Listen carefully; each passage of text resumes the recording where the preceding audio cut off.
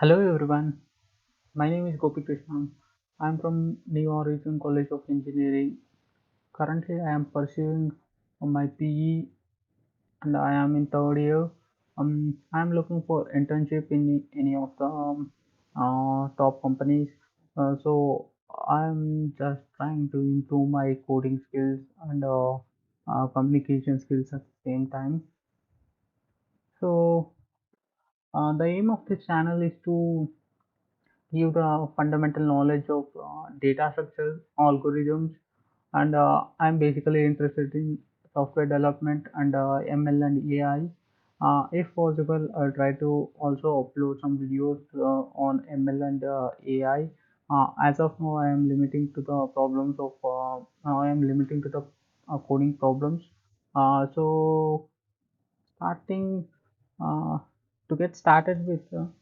I'm practicing this lead code problems on some days.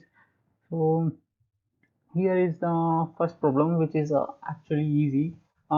Before going to the problem, the lead code side, if you are interested in any of the coding competitions or coding interviews, there are some top websites which you can refer, popularly known are lead code, and there is another one called as hacker rank, hacker earth also. You can practice in any of those. Now coming to the problem statement here, this is actually based on algorithms. This is actually based on a technique called as dynamic programming, and it is climbing stage. And as you can see, it is actually easy problem, and there are in these websites, the user whoever practiced this problem has given the reviews. I recommend you to practice the problems which have got most likes and less dislikes most of the time. So considering the problem statement, you are climbing a staircase, it takes n steps to reach the top. Next, each time you can climb either one or two steps. In how many distinct ways can you climb to the top? Now there is an example like a use case, sample use case they have given a year.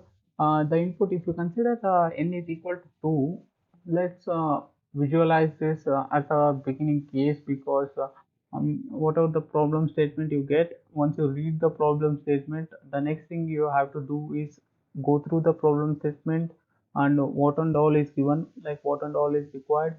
At the same time, you need to plan like which text I need to apply for that particular question.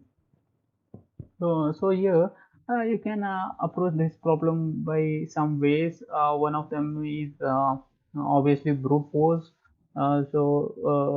Checking each possible outcome, considering the given constraint. So commonly most of the developers or interviewer doesn't accept the brute force solution. So you can kind of they will kind of ask you to optimize the thing what you have done. Commonly, if you are doing a brute force at the beginning, then you can optimize it. It's not a big deal, but to get an idea and to start with the coding process, you can code in the brute force technique at the beginning, then you can optimize it. Now coming to the first example, suppose if you consider n equal to 2, the output given here is 2. Next, there are two ways to climb to the top, as we all know. If you want it pictorially, I would like to I would like to share the screen. 1 second. Coming to this one, as I'm saying, I was just considering the base cases.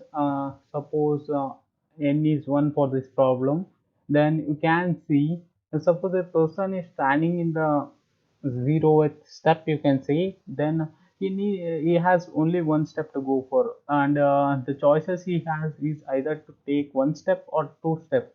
But as you can see, as it is a trivial case, you can take only one step, you can't take two step here. So there is only one step from here. Next, coming to n equals 2, you are in the zeroth state, zeroth step. So what you can do is you can take one step at a time. Next, again one step. This is one of the ways of doing. And second thing is like you can directly take two steps and reach the destination. This is another one method. Well, n is equal to 3. You can see that you can go in three possible ways, taking one step at a time, then taking for the second case, then taking one step and again two step, and for the third one taking two steps and one step. As you can see, you can draw this possibility any number of times.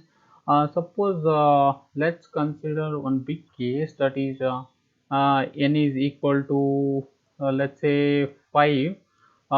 If you consider this case, then if I try to visualize things here, this is 5 states, I guess. 1 2 3 4 5. Okay.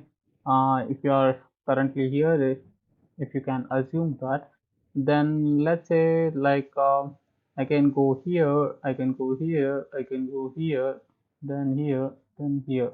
One possible way. Then I can go here, then I can take two steps, then again I can take two steps. This is second possible way.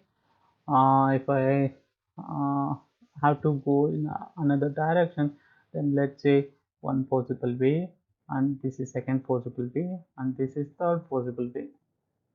Let me drop this because I need to. There are still more possible ways of getting things here. So next, coming to the next possible way here is that suppose you can take the same two steps at a time. Next, taking one step at a time each time. Next, you'll get another possibility. Next, if you try to take next one, let's say suppose it is only uh, one step at a time, then two steps, then one step, then one step. As you can see, there are five possibilities. There is another one possibility here, and if you try to think of it, next, the last possibility is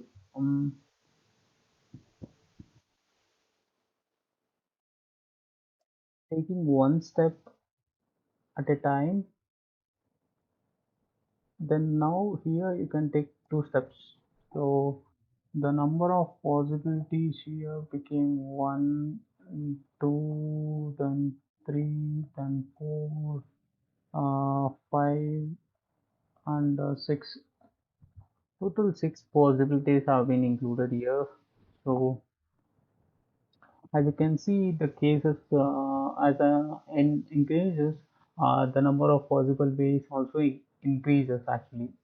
As you saw in the previous slide, that whenever the trivial cases, like whenever there is two steps, you can go in only two ways, like either taking one step at a time, and uh, or going two steps directly to the destination. So considering that, you can feel that.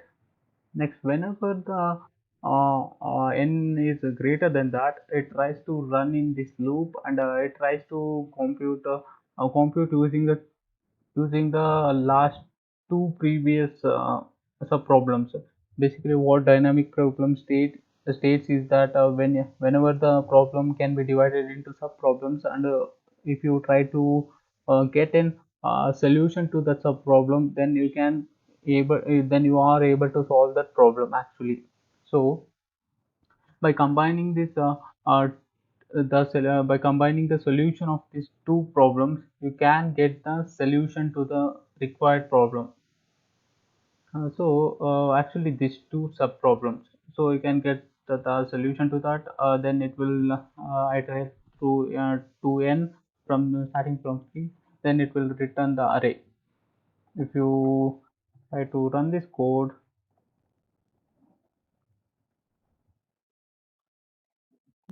as you can see, uh, it right to took some time, that is 32 millisecond. You can optimize this code further if you want. um, Basically, I have simply coded in the way I know. uh, that's it, guys. Thank you, everyone.